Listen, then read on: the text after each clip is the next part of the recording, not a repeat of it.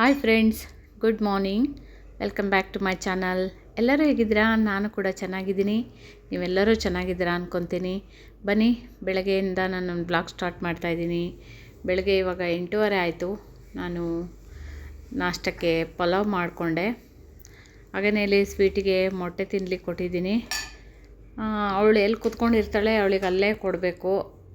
ಕೆಳಗಡೆ ಕೊಟ್ಟರೆ ಅವಳು ತಿನ್ನೋದೇ ಇಲ್ಲ. ಸೊ ಅದಕ್ಕೋಸ್ಕರ ನಾನು ಇಲ್ಲೇ ಕೂತ್ಕೊಂಡು ತಿನ್ನಿಸ್ತಾ ಇದ್ದೀನಿ. ಸ್ವಲ್ಪ ಒಂದೆರಡು ತುತ್ತು ಅವಳಿಗೆ ತಿನ್ನಿಸ್ಬೇಕು, ಆಮೇಲೆ ಅವಳಿಗೆ ಟೇಸ್ಟ್ ಸಿಗುತ್ತಲ್ವ. ಸೊ ಅಷ್ಟರ ಮೇಲೆ ಅವಳೇ ತಿಂತಾಳೆ. ನಾನು ಆಮೇಲೆ ಸ್ವೀಟಿಗೆಲ್ಲ ಮೊಟ್ಟೆ ತಿನ್ನಿಸ್ಬಿಟ್ಟು ಪಲಾವ್ ತಿಂತಾಯಿದ್ದೀನಿ. ಇವಾಗ ಟೈಮ್ ಬಂದು 10:30 ಆಯಿತು. ಕಿರಣ್ ಬರ್ತಡೇ ಆದ್ದರಿಂದ ಕಿರಣ್ ಮತ್ತು ದೇವಸ್ಥಾನಕ್ಕೆ ಹೋಗಿದ್ದಾನೆ. ಸೊ ಅವ್ನು ಬರೋ ತನಕ ಲೇಟ್ ಆಗುತ್ತೆ ಅಂದ್ಬಿಟ್ಟು ನಾನು ನಾಷ್ಟ ಮಾಡ್ತಾಯಿದ್ದೀನಿ. ಹಾಗೆಯೇ ಅಕ್ಷಯ್ ಡಿ ಮಾರ್ಟಿಗೆ ಹೋಗಿ ಐಟಮ್ಸ್ ಎಲ್ಲ ತೊಗೊಂಡು ಬಂದಿದ್ದ. ಜೀನ್ಸಿ ಐಟಮ್ಸ್ ಮನೆಗೆಲ್ಲ ಬೇಕಲ್ವ, ಮಂತ್ಲಿ ಇದು ಎಲ್ಲ. ಸೊ ಅದನ್ನು ತೊಗೊಂಡು ಬಂದ. ಇವಳು ಅಲ್ಲಿ ಎದ್ದೇಳು ಅಂದರೆ ಅದು ಎದ್ದೇಳ್ತಾನೆ ಇಲ್ಲ, ಅಲ್ಲೇ ಹೋಗಿ ಕೂತ್ಕೊಬಿಟ್ಟಿದ್ದಾಳೆ. ಆ ಗೋಣಿ ಚೀಲದ ಮೇಲೆ ಕೂತ್ಕೊಂಡು ಬಿಟ್ಟಿದ್ದಾಳೆ. ಸೊ ಐಟಮ್ಸ್ ಎಲ್ಲ ನಾನು ತೆಗೆದು ನೋಡ್ತಾ ಇದ್ದೆ ಯಾವ್ದಾವ್ದು ತಂದಿದ್ದಾನೆ ಅಂತ ಹೇಳಿ. ಸ್ವೀಟಿ ಮಾತ್ರ ಸರಿ ಇತ್ತಾನೆ ಇಲ್ಲ, ಆ ಕಡೆ ಹೋಗು ಅಂದರೂ ಹೋಗ್ತಾಯಿಲ್ಲ.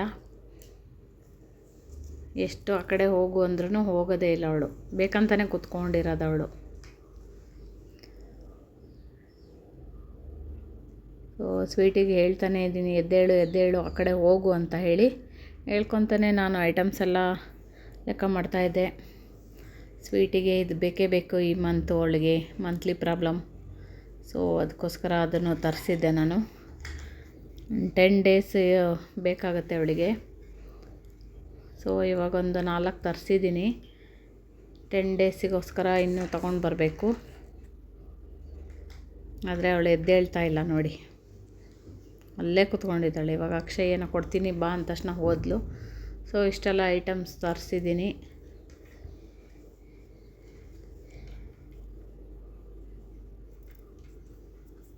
ಹಾಗೆಯೇ ಅಕ್ಷಯ್ ಬಂದು ಸುಸ್ತಾಗ್ಬಿಟ್ಟಿದೆ. ಡಿ ಮಾರ್ಟಿಗೆ ಹೋಗಿ ಬಂದು ಕೂತ್ಕೊಂಡಿದ್ದಾನೆ. ಅವನಿಗೆ ಕಾಫಿ ಮಾಡಿಕೊಟ್ಟೆ, ಕಾಫಿ ಕುಡಿತಾ ಇದ್ದಾನೆ. ಸೊ ಕೆಲಸ ಬೇರೆ ಇಲ್ಲ ಅವನಿಗೆ, ಬೇಜಾರಾಗಿದೆ. ಸೊ ಇವಾಗ ಟೈಮ್ ಬಂದು 6 ಗಂಟೆ ಸಾಯಂಕಾಲ. ನಾನು ದೇವ್ರ ಪೂಜೆ ಸಾಮಾನೆಲ್ಲ ತೊಳ್ಕೊಂಡಿದ್ದೆ. ಸ್ವೀಟಿ ಇಲ್ಲಿ ಕೂತ್ಕೊಂಡಿದ್ದಾಳೆ. ಅವಳು ಪಪ್ಪನ ವೆಯ್ಟಿಂಗಲ್ಲಿದ್ದಾಳೆ, ವೆಯ್ಟ್ ಮಾಡ್ತಾ ಇದ್ದಾಳೆ. ನಾನು ಕೇಳ್ತಾನೆ ಇದ್ದೀನಿ, ಪಾಪ ಬಂದಿಲ್ವಾ ಇನ್ನೂ ಅಂತ ಹೇಳಿ ಮಾತಾಡಿಸ್ತಾ ಇದ್ದೆ. ಅವಳಿಗೆ ಸ್ವಲ್ಪ ಜ್ವರ ಥರ ಇದೆ ಅಲ್ವಾ, ಆಮೇಲೆ ಅವಳಿಗೆ ಮಂತ್ಲಿ ಪ್ರಾಬ್ಲಮ್ ಕೂಡ. ಸೊ ಸುಸ್ತಾಗಿದೆ ಅನಿಸುತ್ತೆ. ಕಾಲ ಮೇಲೆ ಮಲ್ಕೊಂಡಿದ್ದಾಳೆ. ನಮ್ಮ ಮನೆಯವ್ರು ಕೇಳ್ತಾ ಇದ್ದಾರೆ, ಏನು ಆರಾಮಾಗಿ ಮಲ್ಕೊಬಿಟ್ಟಿದ್ಯಾ ಮಮ್ಮಿ ಹತ್ರ ಅಂತ ಹೇಳಿ. ಅದನ್ನು ಕೇಳ್ತಾ ಇದ್ದಾಳೆ ಜೋರು ಮಾಡೋದನ್ನ. ನಾನು ಕುತ್ಕೊಂಡು ಮಲ್ಸ್ಕೊಂಡಿದ್ದೆ ಅವಳನ್ನು. ಸೊ ಕಿರಣ್ ಬರ್ತಡೇ ಕೇಕ್ ತರ್ಲಿಕ್ಕೆ ಹೋಗಿದ್ದಾನೆ, ಇನ್ನೂ ಬಂದಿಲ್ಲ. ಸೊ ಇದನ್ನು ಮಧ್ಯಾಹ್ನ ನಾವು ತೊಗೊಂಡು ಬಂದಿದ್ವಿ. ಒಂದು ಬೆಳ್ಳಿ ಚೈನು ಅದಿತ್ತು, ಒಂದು ಕಟ್ಟಾಗಿತ್ತು. ಸೊ ಅದನ್ನೆಲ್ಲ ಹಾಕಿಬಿಟ್ಟು ಮೇಲೆ 3700 ಕೊಟ್ವಿ ಚೈನಿಗೆ, 3700 ರೂಪಾಯಿ. ಸೊ ಅಮ್ಮನೂ ಕರ್ಕೊಂಡು ಬಂದ. ಹಾಗೆ ಹೋಗ್ಬಿಟ್ಟು ಅಮ್ಮು ಇಲ್ಲ ಅಂದರೆ ಬರ್ತಡೇ ಸರಿಯಾಗಲ್ಲ, ಅಮ್ಮು ಬೇಕು ಅಂದ್ಬಿಟ್ಟು ಅಮ್ಮನ ಕರ್ಕೊಂಡು ಬಂದ. ಅಮ್ಮು ಹೋಗಿ ತುಂಬ ದಿವಸ ಆಗಿತ್ತಲ್ವ, ನಮಗೂ ಬೇಜಾರು ಅಮ್ಮು ಇಲ್ಲ ಆದರೆ. ಸೊ ಸ್ವೀಟಿನ ಸ್ವಲ್ಪ ಮುದ್ದಾಡ್ತಾ ಇದ್ದಾನೆ. ಅವಳಿಗೆ ಸ್ವಲ್ಪ ಪ್ರಾಬ್ಲಮ್ ಅಲ್ವಾ, ಅದಕ್ಕೋಸ್ಕರ ಅವಳು ಆಟ ಆಡೋದೇ ಇಲ್ಲ, ಅಲ್ಲಲ್ಲೇ ಕೂತ್ಕೊತಾಳೆ ಮಲ್ಕೊತಾಳೆ. ಸೊ ಅದಕ್ಕೋಸ್ಕರ ಸ್ವಲ್ಪ ಕಿರಣ ಆಟ ಆಡಿಸ್ತಾ ಇದ್ದಾಳೆ. ಕೇಕು ಸಿಂಪಲ್ಲಾಗಿ ತೊಗೊಂಡು ಬಂದ್ವಿ. ಇವಾಗ ದೊಡ್ಡ ಮಕ್ಕಳಾದಮೇಲೆ ಅವರಿಗೆ ಕೇಕೆಲ್ಲ ಕಟ್ ಮಾಡೋಕ್ಕೆ ಇಷ್ಟ ಆಗೋಲ್ಲ.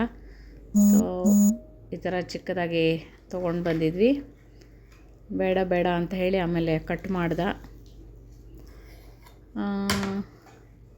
ಅಕ್ಷಯ್ ಒಂದು ವಾಚ್ ಕೊಟ್ಟಿದ್ದಾನೆ, ಅದನ್ನ ಇಲ್ಲಿ ತೋರಿಸೋದು ವಿಡಿಯೋದಲ್ಲಿ ತೋರಿಸೋದು ಮರ್ತೋಗ್ಬಿಡ್ತು ನನಗೆ. ಅಕ್ಷಯ್ ವಾಚ್ ಒಂದು ತಂದಿದ್ದಾನೆ. ಸೊ ಸ್ವೀಟಿ ಜೊತೆಲಿ ಸೇರಿಕೊಂಡು ಕೇಕ್ ಕಟ್ ಮಾಡ್ತಾಯಿದ್ದಾನೆ. ಸ್ವೀಟಿಯಲ್ಲಿ ಬೆಂಕಿ ಇರೋದ್ರಿಂದ, ಕ್ಯಾಂಡ್ಲ್ ಇರೋದ್ರಿಂದ ಅವಳು ಬರ್ತಾನೆ ಇರಲಿಲ್ಲ. ಸೊ ಆಮೇಲೆ ಚಿಕ್ಕದಾಗೆಲ್ಲ ಕೇಕ್ ಕಟ್ ಮಾಡಿಕೊಂಡ್ರು. ಆಮೇಲೆ ಇಷ್ಟೇ ಚಿಕ್ಕದಾಗಿ ಪಾರ್ಟಿ. ಆಮೇಲೆ ಬಿರಿಯಾನಿ ಆರ್ಡ್ರ್ ಮಾಡ್ಕೊಂಡಿದ್ದಾರೆ. ಸೊ ಅದು ಬಿರಿಯಾನಿ ಬಂದಮೇಲೆ ಊಟ ಎಲ್ಲ ಮಾಡಬೇಕು. ಇನ್ನೂ ಟೈಮ್ ಇದೆ, ಟೈಮ್ ಆಯಿತು ಇವಾಗ ಆಲ್ರೆಡಿ 9:30 ಆಯಿತು. 9:30 ಅಲ್ಲ 10 ಗಂಟೆ ಆಗ್ತಾ ಬಂತು. ಸೊ ಅದು ಬಿರಿಯಾನಿ ಬರೋ ತನಕ